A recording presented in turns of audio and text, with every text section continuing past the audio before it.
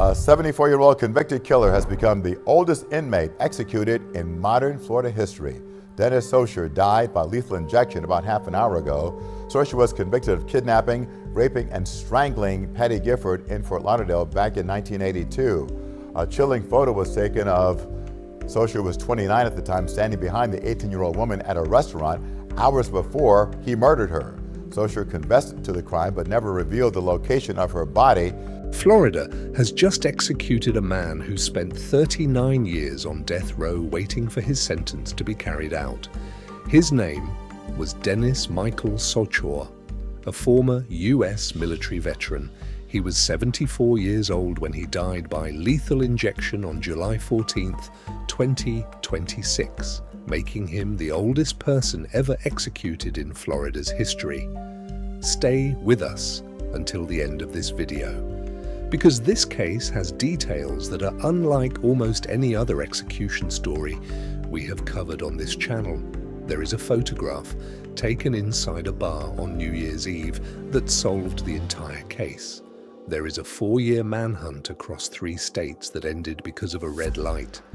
There is a confession recorded on audio tape, and there is a family that has spent 44 years waiting to bury their daughter, because Dennis Sochor took her body and hid it so well that not even his own confession led anyone to find her. If you are new to this channel, support us. Like, subscribe, and turn on the notification bell. New videos drop every week. To understand how it came to this, you need to go back to Fort Lauderdale, Florida, on the last night of 1981. Because the real story starts long before a gurney in Stark, in a bar on New Year's Eve where a young woman went out to celebrate with her friend and never came home.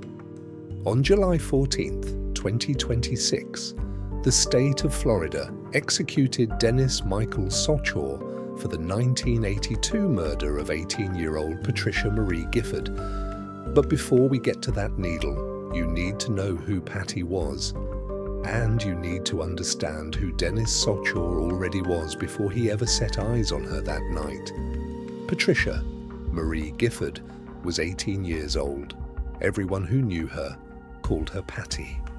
She lived in Fort Lauderdale in late 1981. She had a boyfriend named Johnny Vassell, a young chef who had to work on New Year's Eve, catering a party at a nearby hotel. So Patty made plans with her friend, 22-year-old Delta Harville, to go out and ring in the new year together. The two of them were aerobics instructors. They were health conscious and responsible. The bartender working at the Banana Boat Lounge that night later testified that while the rest of the bar was drinking heavily, Patty and Delta kept it light, a few glasses of champagne early on.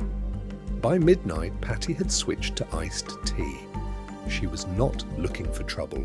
She was planning to meet up with Johnny after he finished work, but she never made it to him. Her sister Marilyn has spent 44 years living with what happened that night. She attended the execution, and after it was over, she stood before reporters outside Florida State Prison and said, "He had 45 years to return Patty's remains to us. He cruelly chose not to." And her brother Bob read the family's official statement, asking the public to understand one thing clearly, that there was a painful misconception surrounding this case that needed to be corrected. Patty did not willingly go anywhere with Dennis Sochor and his brother that night. She was forced. And because her body has never been found, not in 1982, not in 1986, not in 1987, not in any of the 44 years since, her family has never been able to bury her, never been able to stand at a graveside and say goodbye. Without closure, the family said in their statement, every happy memory of Patty is immediately crushed by the tragedy of her murder. Dennis Michael Sochor was a former United States Army veteran and 29 years old on the night he crossed paths with Patty Gifford. He was born and raised in Michigan. By his late 20s, he was already a man with a history of violent crimes against women. In 1979, Sochor committed a sexual assault against a woman in Michigan. When authorities began searching for him, he did not turn himself in. He ran. He packed up and moved to Florida to be with his brother Gary, who was living in Fort Lauderdale. Florida gave him no fresh start.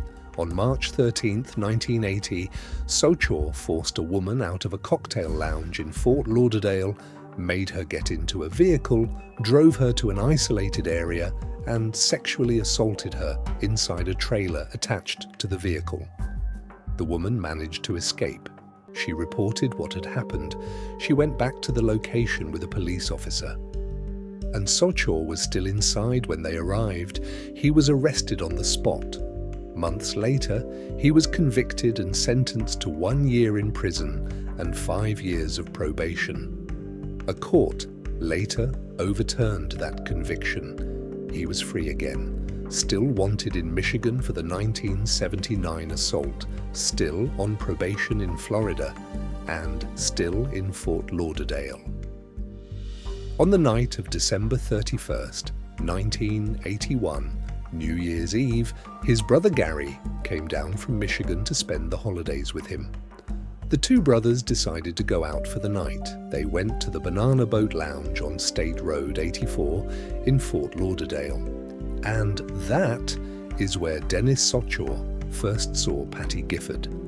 Dennis and Gary Sochor arrived at the Banana Boat Lounge at around 6 p.m. on December 31st, 1981. Patty Gifford and Delta Harville arrived at around 9 p.m. They had never met the Sochor brothers before that night. At some point during the evening, Dennis and Gary approached the two women at the bar and began talking to them. For much of the night, the four of them were in each other's company. But according to Delta's later testimony, both she and Patty rejected the brothers' attempts to pursue them throughout the night. That did not stop Dennis Sochor. Witnesses who were there that night described what he was doing across those hours. He followed Patty around the bar. He stood close behind her. He tried repeatedly to buy her drinks. He complimented her. He watched her. He could not take his eyes off her. The bartender, Patricia Borman, noticed it. The other customers noticed it. And Delta noticed it too, though she did not yet understand what it meant. At midnight, the bar celebrated the arrival of 1982. The four of them were in the crowd together as the new year began. Then, at around 2 a.m., Delta began feeling sick. She had barely been drinking. She had consumed very little all night, but she was suddenly dizzy and completely disoriented. Investigators later suspected she may have been drugged by the Sochor brothers. Patty and the two brothers helped Delta out to her car in the parking lot. They got her settled inside. Delta fell into a deep sleep almost immediately. Patty went back inside the Banana Boat Lounge to pay the bill. When she came back outside, Delta was still unconscious in the car, in no condition to drive. Dennis Sochor suggested that Patty come with him and Gary for breakfast. He told her that by the time they came back, Delta would be awake. And Patty, not wanting to leave without knowing her friend was safe, but also not wanting to be stuck at the bar, was persuaded to join the brothers for breakfast. She thought she was going to get breakfast. That is the entirety of her reasoning. She was hungry. There were two men she had spent the evening talking to. Breakfast. It would not take long. Gifford left with the brothers in Dennis Sochor's work truck, intending to get breakfast. It was Dennis's employer's truck, a 1981 Datsun pickup. She sat between the two brothers in the front cab as they drove away from the Banana Boat Lounge into the first hours of January 1st, 1982. Instead of going to breakfast, Dennis drove to an isolated area outside Fort Lauderdale. He forced Patty out of the vehicle and took her into a wooded area. Gary stayed inside the truck. According to Gary Sochor's testimony, Dennis drove to a secluded spot and took Gifford out of the car. Gary Sochor heard her screaming and yelled at his brother, throwing a rock at him as he was assaulting her. But he backed off when Dennis Sochor looked back at him. When it was over, Dennis Sochor returned to the truck. He had sexually assaulted Patty. When she refused him, he choked her to death with his bare hands. He put her body back in the truck. He drove to a road near what he later described as the Alligator Alley area, the highway that cuts through the vast Florida Everglades, and dumped her body by the side of the road. Then he drove home to his apartment and went to sleep. The next morning, Gary found a woman's shoe, sweater, and a set of keys in Dennis's truck. He hid the keys. Later on, Gary noted that the truck had been cleaned and the shoe and sweater had been removed. Gary flew back to Michigan without saying a word. Delta Harville woke up alone in her car in the Banana Boat parking lot at 5:30 a.m. on January 1st, 1982. And Patty was gone. Delta called the police immediately. Investigators had almost nothing to go on at first. A missing 18-year-old woman, a New Year's Eve bar, no witnesses who had seen where she went or with whom. Then came the photographs. Delta had taken pictures throughout the night to remember the celebration. When investigators went through those photos, they found something. A picture of Patty, smiling, holding her glass of iced tea, wearing a Happy New Year crown, completely unaware of anything, with a man standing just a few feet behind her. He was not looking at the camera. He was not smiling. He was staring directly at Patty. That man was Dennis Sochor. The photograph was handed to local television stations and newspapers. It was broadcast across South Florida, a missing girl and the unknown man standing behind her in a bar. Dennis Sochor was sitting in his apartment watching the news when his own face appeared on television. He recognized himself immediately. His roommates watched him see it. And then Dennis Sochor got up, left his apartment, and vanished. He had seen the broadcast, and he ran. He drove his employer's work truck to Tampa and abandoned it there. Then he boarded a bus to New Orleans, Louisiana. From New Orleans, he made his way to Atlanta, Georgia. For the next 4 years, he disappeared. Investigators tracked down Gary Sochor in Michigan. Gary at first claimed he and his brother had parted ways at 2 a.m. and that he had no idea what had happened to Patty. But that story changed. Gary eventually told investigators everything. He described the drive. He described what he heard from inside the truck. He described finding Patty's shoe and sweater and keys in the bed of the truck the next morning. He agreed to return to Florida and help investigators reconstruct the route they had taken that night. But Dennis was gone. And without Dennis, there was no case. For 4 years, he lived as a fugitive, no fixed address, constantly moving. Then, in May 1986, a police officer in DeKalb County, Georgia, pulled over a driver who had run a red light and was driving under the influence of alcohol. When the officer ran the driver's identification, something came back. The man behind the wheel was Dennis Michael Sochor, wanted fugitive, wanted in Florida. He was arrested immediately. Florida detectives drove to Georgia to interview him, and there, after 4 years on the run, after 4 years of looking over his shoulder and waiting for the knock that finally came, Dennis Sochor could not hold it anymore. He gave a full confession on audio tape in his own voice. He described what happened inside the Banana Boat Lounge. He described the drive. He described sexually assaulting Patty Gifford. He described choking her to death when she refused him. He described dumping her body by the side of the road near Alligator Alley. He was extradited back to Florida. Investigators searched the area he described extensively. They never found her. Then comes the trial, which took place in Broward County in 1987. The prosecution built their case around 3 pillars. The tape-recorded confessions Dennis Sochor, in his own voice describing what he did to Patty Gifford step by step. The testimony of Gary Sochor, who had been in that truck, had heard everything, and had found Patty's belongings the next morning. And the photograph, that one image from Delta's camera, Dennis Sochor, standing in the dark behind Patty while she smiled for the camera, completely unaware. The defense challenged the case on one central argument. Patty's body had never been found.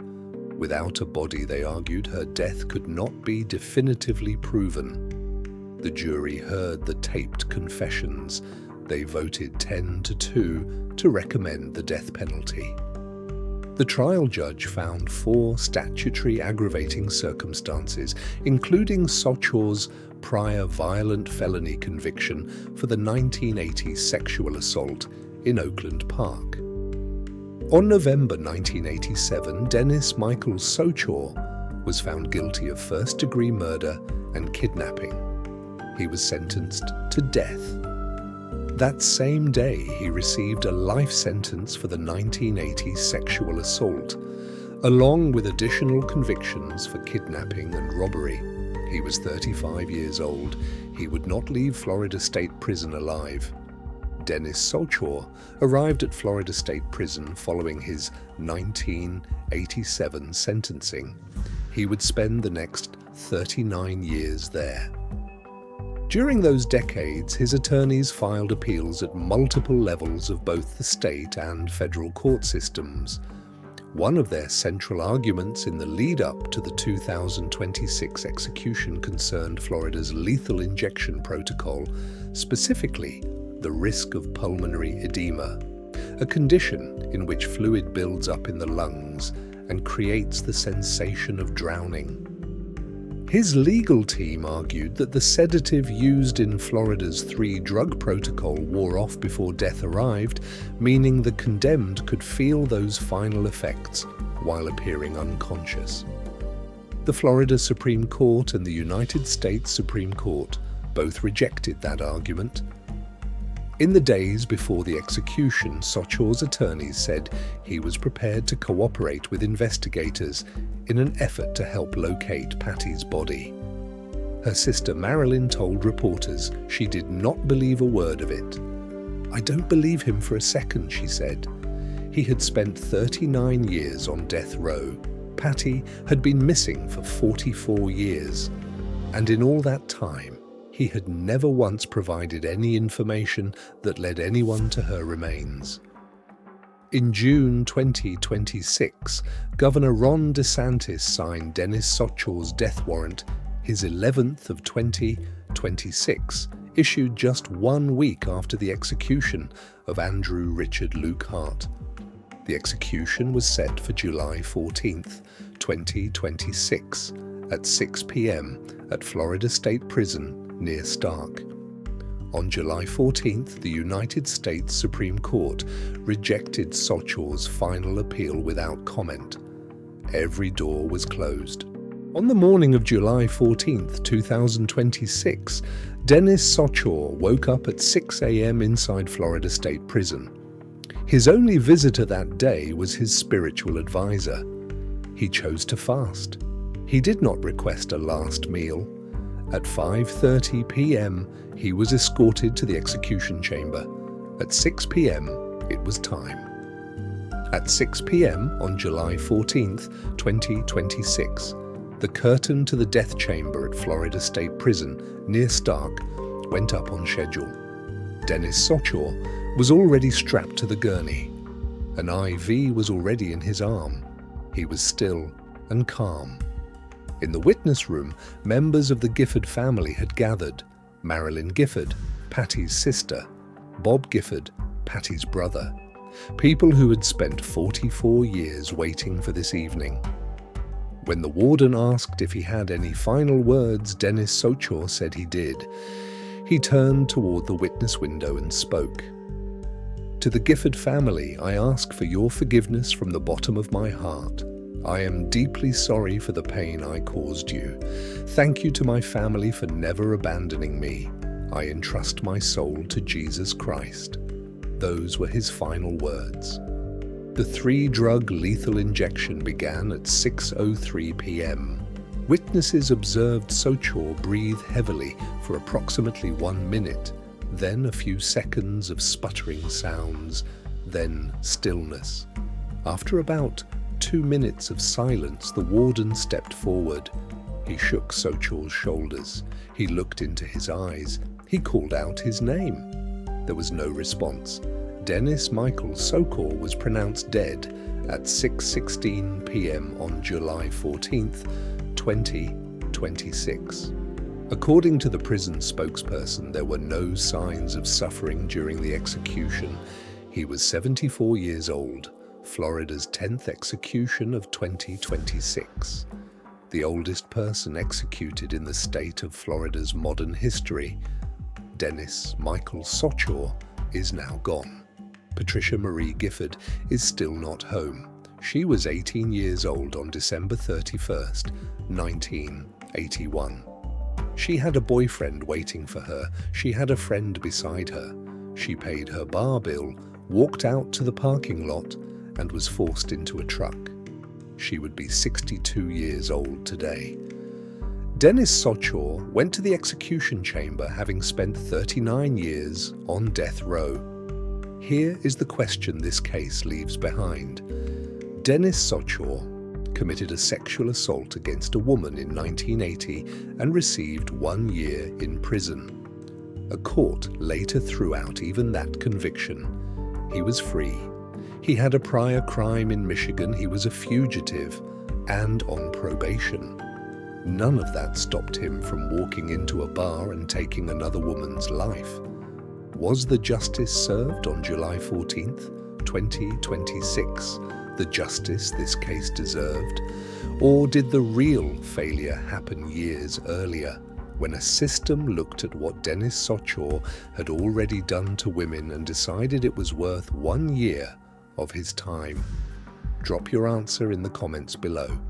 And if this story stayed with you, share it, like it, and subscribe. Because every story on this channel is about a real person, and every real person deserves to have their story told in full.